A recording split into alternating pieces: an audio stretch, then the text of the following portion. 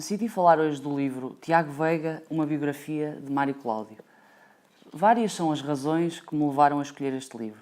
No entanto, irei elencar somente dois motivos. O primeiro tem que ver com um motivo pessoal, pois sempre tive grande afinidade por biografias e, neste caso, por biografias romanceadas, em que o toque da imaginação e da ficção elevam o género literário biografia a outro patamar. A outra razão tem que ver com as características que Mário Cláudio nos dá de Tiago Veiga, desta personagem que é um poeta que viveu todo o século XX e é desconhecido pela grande parte da inteligência portuguesa. No entanto, ele conviveu com Fernando Pessoa, com Almada Negreiros, com Benedetta Croce, com João Cousteau, com os irmãos Sitwell.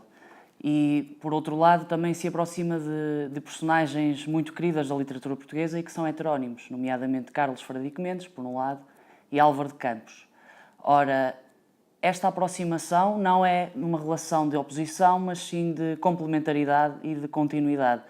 De facto, chegamos à questão, ao longo da leitura deste maravilhoso livro com mais de 800 páginas, do seguinte: será que Tiago Veiga existiu verdadeiramente?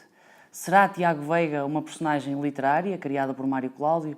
Ou melhor ainda, será Tiago Veiga um heterónimo criado por Mário Cláudio e terá Mário Cláudio levado a teoria da heteronímia mais além do que aquilo que Pessoa nos legou?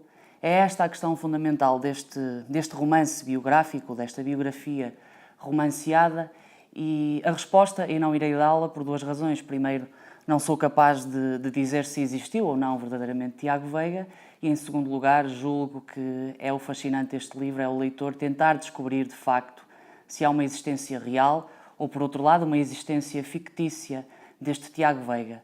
O que é certo é que Tiago Veiga diz a Mário Cláudio, quando este fosse escrever esta biografia, que deveria utilizar a imaginação e não somente factos, pois não queria uma biografia que tivesse um intuito histórico e quase científico. Passo a ler um excerto logo na introdução que atesta aquilo que acabei de afirmar. Consciente da impossível objetividade em projetos deste teor, pretendia Tiago Veiga a realização de uma reportagem da sua existência e da sua atividade literária, tocada pela imaginação de quem assumisse a tarefa. Isentava-se dessa maneira o poeta, contaminando-nos com tal virtude da hipocrisia que consiste em fingir que narrativas de natureza biográfica podem aspirar ao rigor da análise e à neutralidade na exposição, que as revele tão verificáveis como as leis de Mendel ou a relação entre carga e descarga elétricas. Ou seja, é a própria personagem, é o próprio Tiago Veiga que nos diz que não devemos estar à procura de uma biografia somente histórica e quase com um objetivo científico.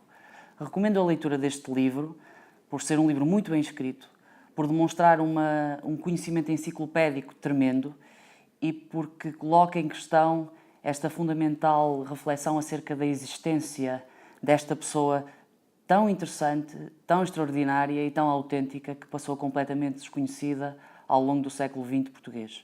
Para terminar, gostaria de ler mais um excerto para acicatar este desejo de procurar a existência de Tiago Veiga. E mergulhado ainda nesses enredos, apercebi-me de alguém que devagar caminhava no passeio marginal lá embaixo. No absoluto silêncio, vazio de qualquer intrusão humana e apenas quebrado pelo toque da bengala a que se apoiava, descortinei o nosso poeta, um pouco recurvo, mas impecável no casaco de linho branco. Não era, porém, Tiago Veiga quem ali progredia a custo, mas eu próprio, em busca de uma sílaba, de uma palavra e de uma linha, de um livro como este que os vermes hão de comer.